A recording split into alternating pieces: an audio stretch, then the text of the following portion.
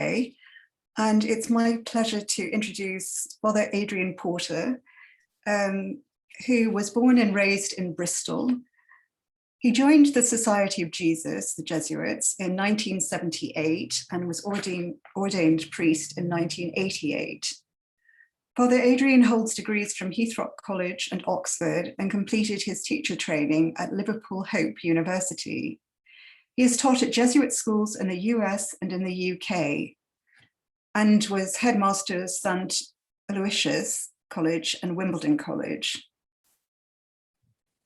For the past decade, he has been provincial delegate for education, supporting Jesuit identity and mission in the 11 Jesuit schools in the UK, and working collaboratively to develop the identity and mission of Jesuit schools in Europe. In 2019, Father Adrian was appointed director of the London Jesuit Centre, a new venture teaching theology, spirituality, and social and environmental justice. Father Adrian is also Dean of the Heathrock Institute, a learned society established by Royal Charter for Theology and Philosophy. And without any further ado, I will hand you over to Father Adrian.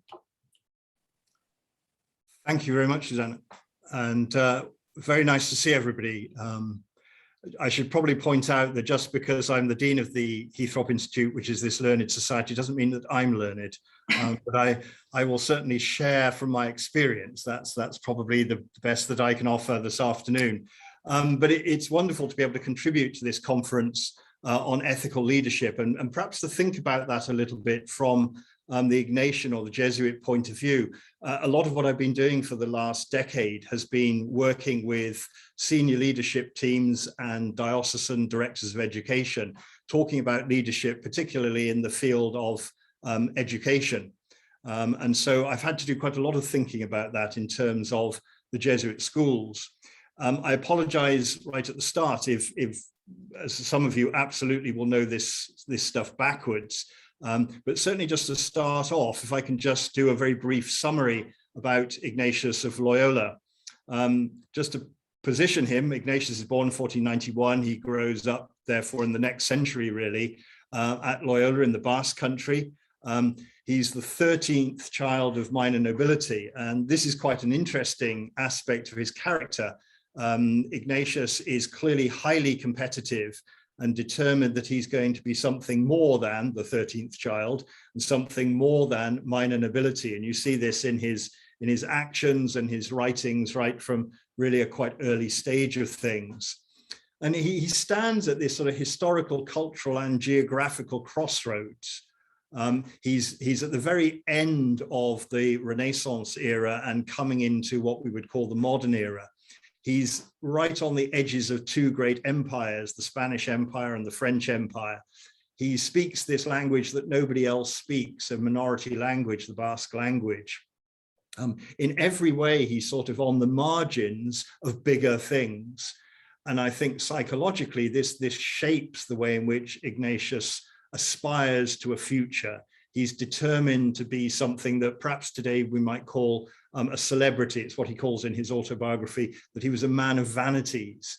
But that's really what he's aiming at. So in all of those ways, he stands on the edges.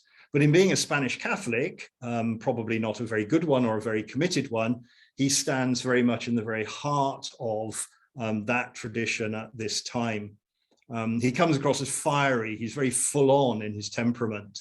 And everything comes to a head around the age of 30 at the Battle of Pamplona, when he leads this foolhardy action on behalf of the Spanish against the French, and is very, very seriously wounded. I mean, everybody thinks it's a mortal wound, and he comes very close to death several times, and it takes him something like a year to recover. And this is the time really of his convalescence and conversion. So this is where he begins to review his life and the direction it's taking and the way in which things will go forward from there.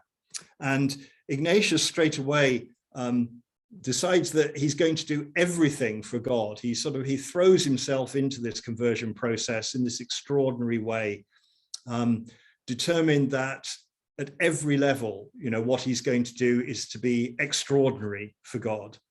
And he quickly learns that this is more easily said than done, particularly in terms of the spiritual life, which begins to unfold.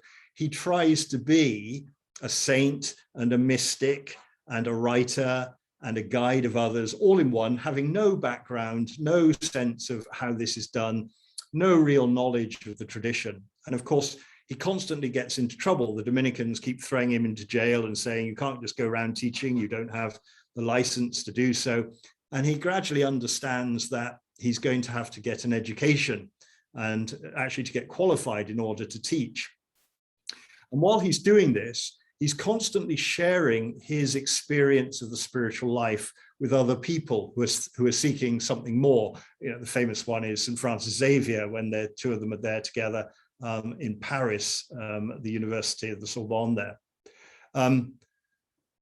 So Ignatius is already beginning to draw people by his own enthusiasm, by his own complete conversion and determination to do something radically new with his life, and by this deepening understanding of the way in which you live a life with God.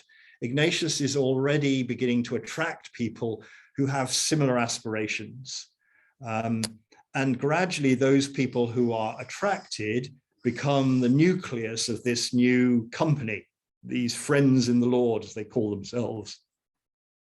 And it's this company that eventually is to become the Jesuits, is to become the Society or the Company of Jesus.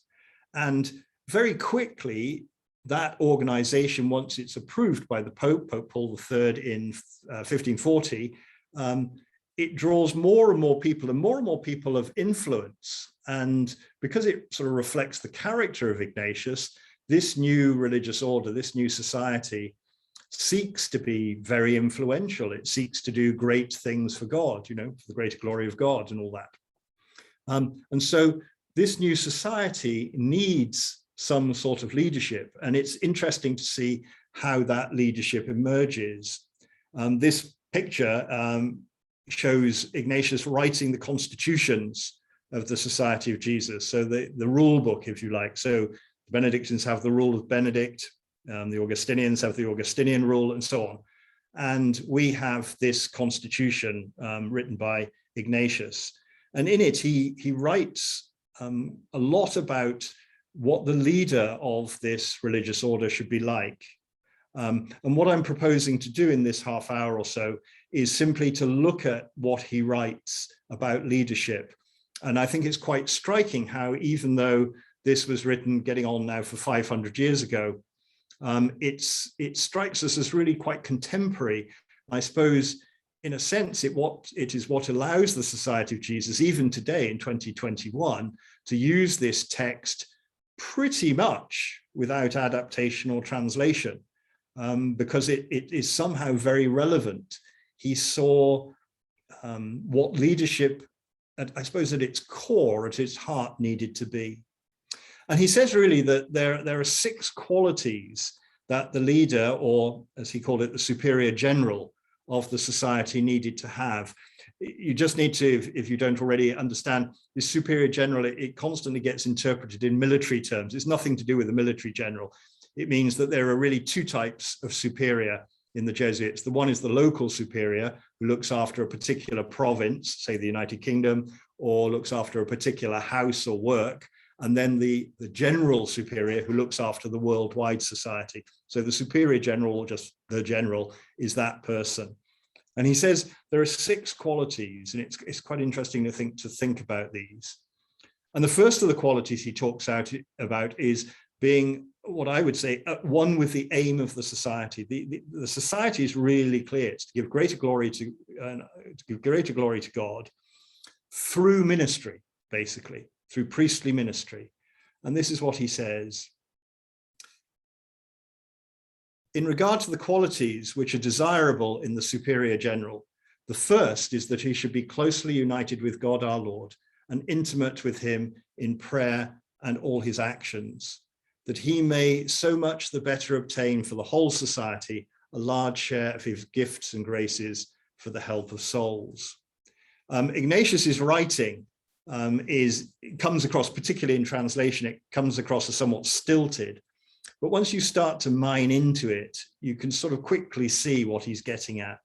So if this society is founded for the greater glory of God through ministry, and by ministry, we mean Ignatius's phrase, for the help of souls. That's how he constantly talks about it. And for the help of souls, incidentally, in the widest possible sense, soul in English has a very a religious and theological connotation, whereas in the original Spanish and in the Latin, it has a connotation that's much wider. It's about the whole person in all their different aspects, whether that's intellectual or emotional or relational, whatever it is, the whole person. So if this society is founded for the help of souls, the leader of it needs to be closely united with that God and with those souls to whom it is directed. So that's really the first thing he says. He's got to be absolutely at one with the aim of this wider society. And I think sometimes you see leaders appointed who don't understand the culture and the core business of the organization. But for Ignatius, that's absolutely key. So that's the first. The second one is a person of virtue. And I thought this particularly spoke to the title of this conference, ethical leadership. And this is what he writes: the general should be a person whose example in the practice of all virtues is a help to other members of the society. So, I mean, this is quite daunting, I think. So you have to be someone who has all the virtues that you can possibly have. And then he talks about some of them. He says charity should be especially resplendent, lovely way of putting it, and genuine humility. He should be independent of passions, so he's not swayed by this passion or that. He's able to mix severity with kindness and gentleness. So he's got to be tough when he needs to be tough, but he's also got to be kind and gentle. He talks about magnanimity, this Ignatian quality of generosity, fortitude of soul. Why? Because this society is going to undertake great undertakings. He's got to be able to initiate great undertakings. Why? For the good of the society and the service of Jesus Christ. He always constantly puts that goal. This is in the service of God our Lord. This is in the service of Jesus Christ. That's always there. So that idea that the general will be a person of great virtue, and that's what we ought to be looking for. And this sort of ties in with some things that we'll look at in a minute that he goes on to talk about. It's quite important to remember at the time that the society is being founded, Aristotle has been rediscovered big time and is being used in Western theology. This has been going on, of course, for a couple of hundred years before Ignatius, but it's really bedded in and having a big impact now. So Thomist theology, Thomist philosophy as well, are having a really big impact just at this point. And this idea of being virtuous, becoming virtuous by living the virtues, that thing from the Nicomachean Ethics, that's really strong in the way that Ignatius writes. He says that in the person that you choose to lead this organization, you need to see these virtues actually worked out in practice. So that's the second quality that he talks about. And then the third is something that is not peculiar to the Society of Jesus, discernment, but is something certainly that it is at the very heart of the Ignatian way of thinking about spirituality. So he says this: he ought to be endowed with great understanding in judgment, with prudence and experience in spiritual and interior matters, that he may be able to discern the various spirits and give counsel and remedies. In the spiritual exercises of St. Ignatius, he talks a lot about the discernment of spirits, of the various spirits. He was very conscious in his own exploration of his spiritual life, that there were movements that pulled and pushed in different directions. He sort of sums them up by calling them the good spirit and the bad spirit. And the good spirit leads towards God, and the bad spirit drives us away from God. It's these ideas that he introduces of consolation and desolation. Consolation are all those movements of good spirits within us that lead us to be more ourselves, more in tune with the people that God calls and created us to be. And then the bad spirit sort of tears away at that and gradually gnaws away at that and causes that to fall.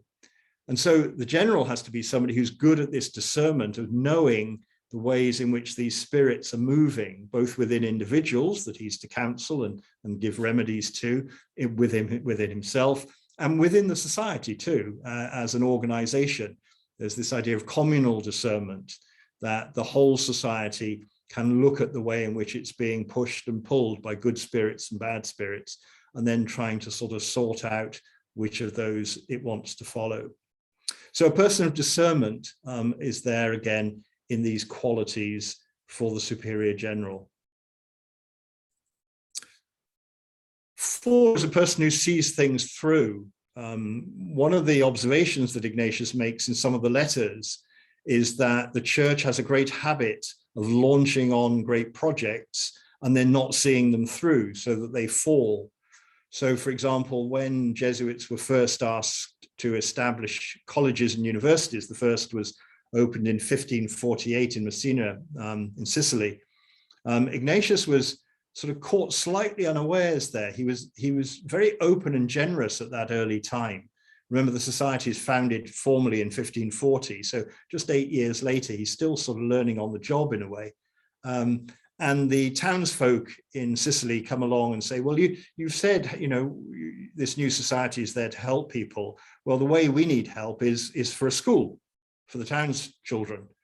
And Ignatius sort of almost falls into this without quite realizing what the implications of it are. And very quickly, just along the road in Pamplona, which is what, you know, a few tens of kilometers away from Messina, the townsfolk there say, well, hang on a second. If Messina's got a school, we'd like a school and a university too, please. And so Ignatius then has to set one up there. And very quickly, these requests for people teaching both at the school level, but also perhaps more importantly at the university level, those requests start pouring in. And Ignatius is very clear that if we're going to set up these universities or take responsibility for these universities, they've got to be endowed. They've got to be able to survive. They've got to be able to have enough staff and enough students really to be seen through. They can't just open and close and be just at the sort of the whim of whoever happens to be sponsoring it at the time. So this is what he says about that. The general should be vigilant and solicitous to undertake enterprises as well as energetic in carrying them through to their completion and perfection, rather than careless and remiss in such a way that he leaves them begun, not finished. So very much reflecting the way the church was perceived as being disorganized and chaotic, I think, in many ways at that time, particularly in higher education. And then the 5th is a person of energy. Has this rather nice thing. He ought not be either very old or very young. Why? Because account should be taken of propriety and prestige. And this is one of those things where people often misunderstand Ignatius. It comes across as very arrogant, and a lot of this sort of thing built up into the suppression of the society eventually. This idea that we needed prestige in order to do the great things that the church was asking us to do. And so account should be taken of the generals or the potential generals' propriety and prestige, the physical energies which his charge requires, that he may be able to fulfill his office to the glory of God our Lord. I think one of the things that's quite striking is when you meet generals of the society, because they're chosen from this very, very large pool of possibilities, they do strike you as people of significant depth. And he's trying to write into the way the society works that should very much be there.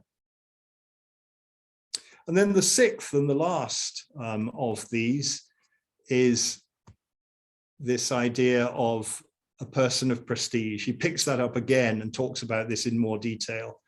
And the screen is freezing for some reason.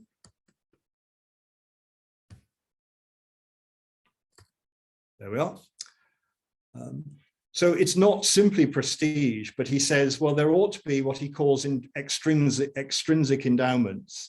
this idea that the person would be gifted in various ways, intellectually, emotionally, linguistically. He wants somebody who speaks a number of languages, who has wide experience.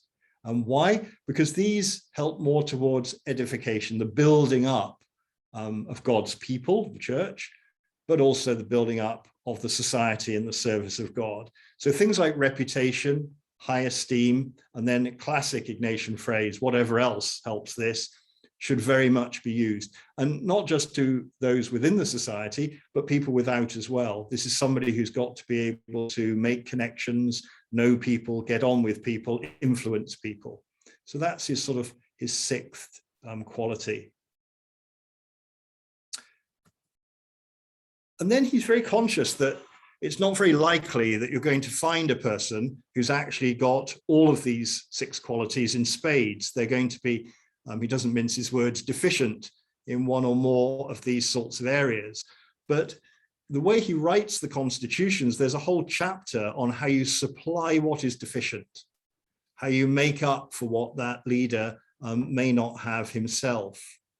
And he says this, finally, he ought to be one of those who are most outstanding in every virtue, back to the virtue, back to the ethical leadership again, are known as such for a considerable time, so tested over a long period of time. And then he goes into a lot of small things. And he says, if any of the aforementioned qualities should be wanting, the aids which he will have, so these are going to be put in place by the way that the society is structured and by the way that the society is governed. So the aids which he will have could, through God's help and favor, supply to a great extent for many deficiencies. So again, this is classic Ignatian phrasing. There's a sort of a balance to be achieved here. Ideally, we might have somebody who had all of those six virtues and qualities, absolutely, but that's not very likely. So how do we build a system which balances these out? And this is what he says.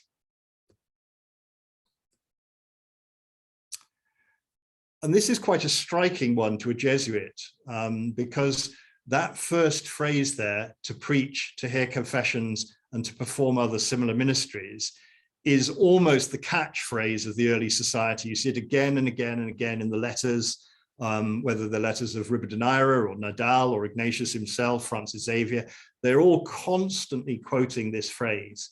This is what the society is about. It's to preach, to hear confessions, i.e. to reconcile, doesn't just mean it in its narrow sense that we tend to use it today, the sacrament of confession in the confessional box.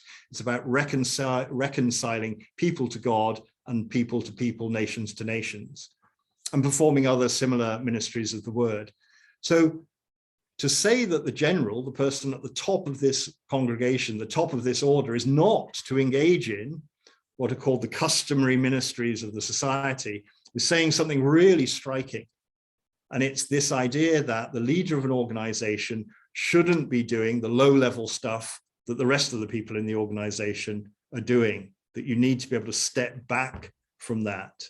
I know when I was in schools, I love teaching. It's one of those things where you love being in the classroom. And as soon as you start getting pushed up the promotion ladder, you know, being ahead, okay, but you miss out on the teaching. And I always tried to keep some teaching in there, but you had to be really careful because you can very easily be of disservice to the children you're teaching because you're away so much doing other things.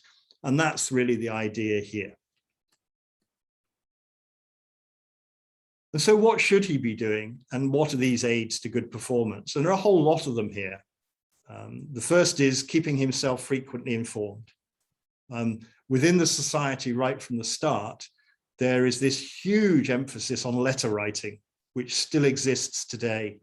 So anybody who has any sort of authority or office within the society, so it could be a superior, a director of a particular ministry, an advisor to the provincial, anybody who has an office pretty much every single year is required to write a lengthy letter to the general, doing two things. One is to answer questions that the general particularly raises. So this year, for example, our general is particularly asking about the poverty lived by Jesuits. And is that good enough? The answer is no. But that's the question he's asking. And so people are asked to write about that. And then as well as that, people are always asked to write about anything that strikes them about the state of the church, the state of the society, the state of particular ministries and houses, and indeed of individuals. So there's this vast correspondence going back and forth, and that's all kept. We've got it right from the foundation of the society. So it's a great sort of mine for historians. But the general, you get the impression, is really at the hub of this. A couple of years ago, I was elected as the representative of the British province at a worldwide meeting, which is held every so often to review the state of the society. And one of the things that the person elected has to do is have an individual meeting with the general. And I had not met the general before, and in I went. And I was absolutely staggered at the detail in which he knew the British province. Absolutely incredible. I mean, I've lived all my life pretty much in it since leaving school. He knew the society in Britain far, far better than I did and what the issues were. And he interrogated me on that. So that information exchange, it seems to me, is really there at the heart of the way that the society is led. The second one is that he needs good ministers for the more detailed affairs. These are usually the provincials, but others as well. So this idea that he can't do it himself, that he has to find and appoint and trust people to carry out particular areas of ministry. And it's quite interesting that at the end of the section on the general, he actually writes that what I've written here about the general actually applies to all superiors in the society. So you're looking for sort of mini generals. And again, it was quite interesting at that meeting I went to, that international meeting of procurators, as they're called. The general said that every Jesuit who comes to final vows should have the qualities of a general.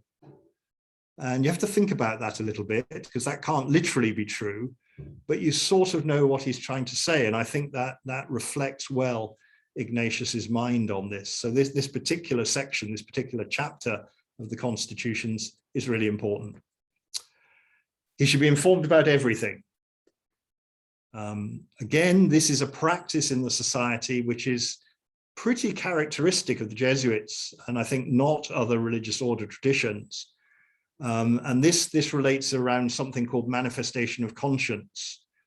And it's a way in which Jesuits are expected to be totally open with their immediate major superior, so the provincial in most cases, that you are expected to be very, very open and to share everything that is going on in your life. That takes some working at, but it's there as the expectation. And there are various rules and controls built around that to make sure that's safeguarded against abuse. He should not occupy himself in affairs not pertaining to the society. So this is around focus. You know, when you're a leader, inevitably you get asked to do other things, and those other things are good things, not bad things. And he makes that clear in a note to this particular part of the Constitutions, that often Jesuits, particularly provincials and indeed generals, get asked to serve the church and indeed organizations outside the church in all kinds of ways. But you have to keep enough time, enough energy, and that focus on what pertains to the society. He ought not to occupy himself much with the particular ministries that others can do. So this is the idea of not interfering in what others are doing. It's the principle of subsidiarity, which is a very strong one. Let other people get on with the ministries that they can do, and the general's kept back for his. This is the point I made a moment ago about the provincials. There are about 83 provinces in the society, basically national groupings. That provincials need to be worthy of great confidence. The general needs to be able to trust them completely. They're his hands, his eyes, the way in which he operates around the world. Someone ought to aid him by reminders. This is quite a nice one. There needs to be a secretary who keeps on top of things. And again, if you look in modern business speak, this is the institutional memory function. These are the people that you need to identify in any ambitious organization that hold the collective memory of the organization. They're the ones on your leadership team that tell you, oh, we tried that 30 years ago and this happened, or, it's that kind of thing. It's very important. And he ought to have one person who ordinarily accompanies him. And this person's called the socius, the person who is social with him, and should be his memory and his hands for everything. And this person needs to have a pleasant personality and a good manner of dealing with all kinds of person. And again, in the society, we joke a little bit about this, but the socius to the provincial and the socius to the general tend to be these people. They're people you can really approach and can deal with a wide range of pleasant Jesuits and also difficult Jesuits as well. But the socius becomes a really, really critical person for somebody in authority in the society.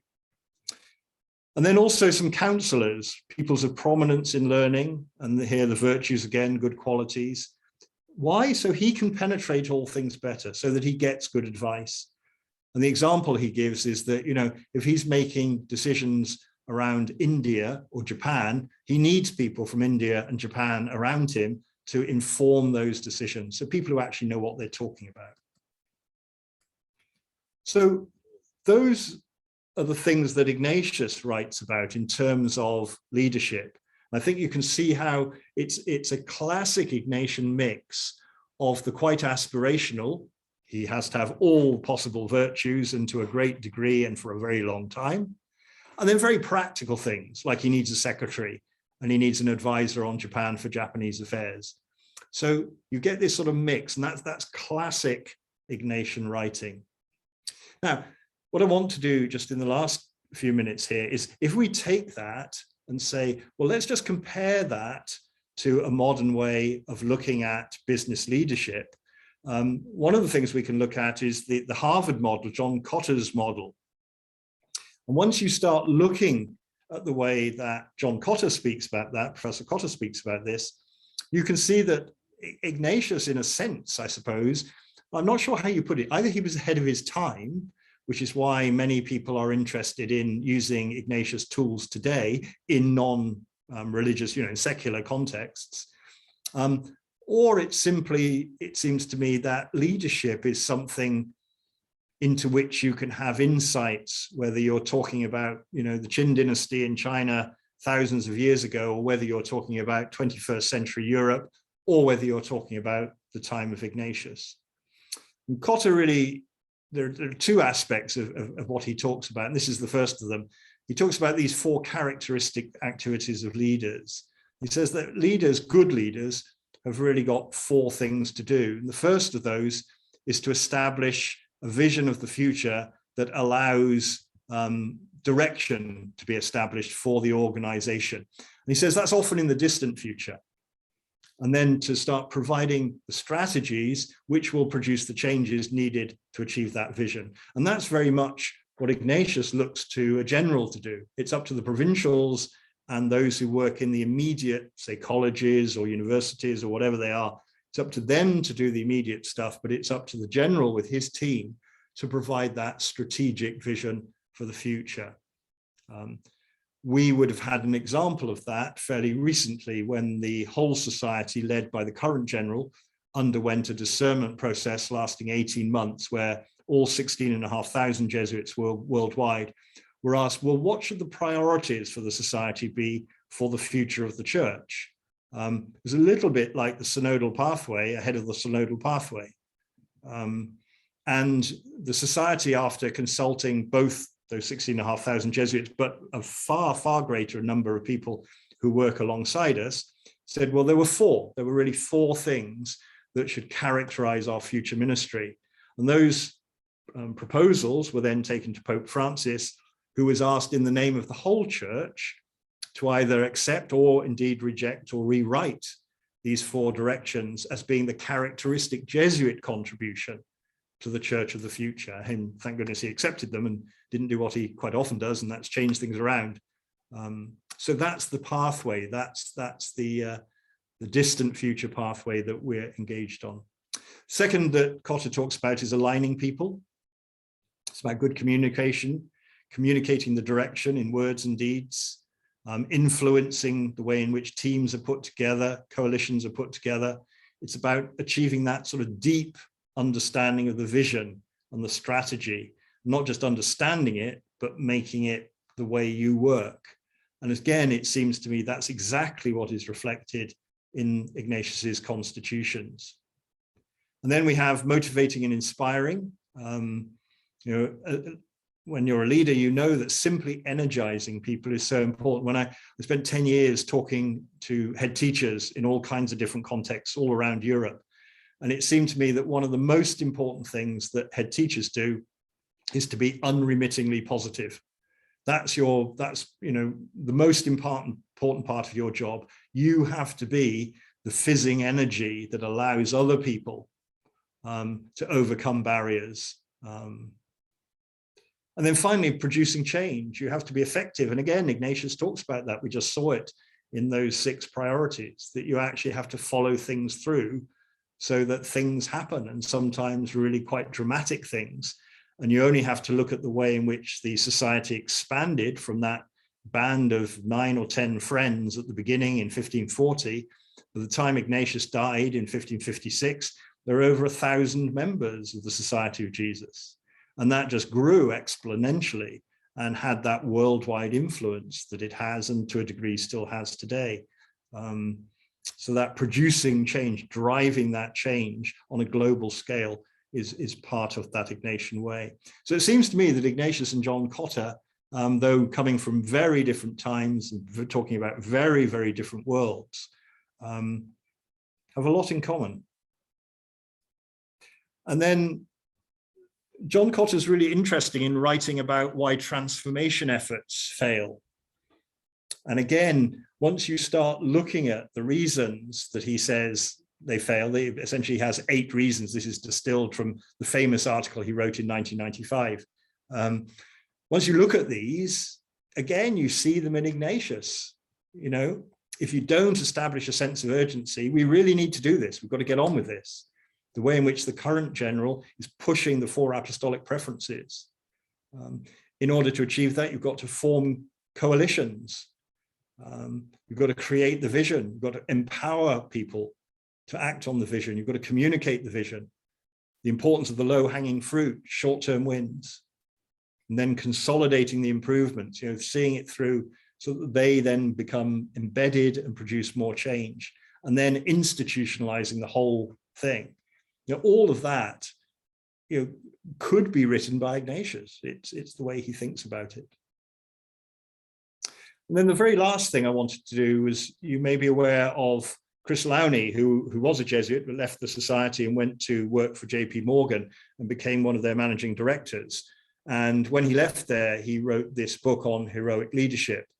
And what he tried to do was to look at that way in which the Society of Jesus, over its 450, then nearly 500 now year history, how that actually worked, and to see whether he could extract from that some principles to use in the secular world. And he came up with these 4 pillars of Jesuit leadership. I thought this was just interesting to use to compare against Cotter's principles and against what we saw of Ignatius. The first of those is self-awareness, just to be very aware of what your virtues are. It's that aids to make up for the deficiencies. And Jesuits are taught this self-reflection. It may not always come across that way. I suspect often we come across as somewhat full of ourselves and arrogant, but we're taught to be very self-aware, to constantly reflect on the way we behave, the way we come across, what our motivations are, through a spiritual exercise known as the examen.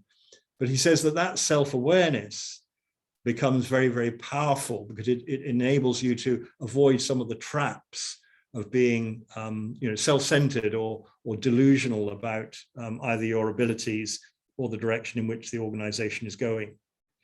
And the next is ingenuity, adaptation, and innovation. That Ignatius certainly was an adapter. We didn't go down the model of monastic life. We didn't go down the model of traditional mendicant life. Ignatius invented something new, which at first aroused great suspicion and concern, and was only very gradually accepted by the church, I think, because of a couple of popes who had real foresight in saying, here was something new that did something different in the church, and that could sit alongside those traditional expressions of religious life. And then a loving attitude. This is where it keeps coming back to Ignatius talking about everything being for the help of souls. This idea that we represent the love of Christ for people. How you translate that into a business world, I'm not sure. Becomes very consumerist and customer driven, I think. But it's an interesting parallel. And finally, heroic ambition, hence the title of his book. This idea that Ignatius thinks on a big scale, and that has a certain driver in terms of the leadership. So not content to go with small things, but to go with things. He talks about having, the greater good, the more universal good. These are all very Ignatian phrases that he uses to describe the way in which Jesuits should go about their business. So I'm going to stop there. I hope that was maybe a helpful contribution, just looking at Ignatius himself and what he writes, but then just trying to pick it up with two modern writers. Okay.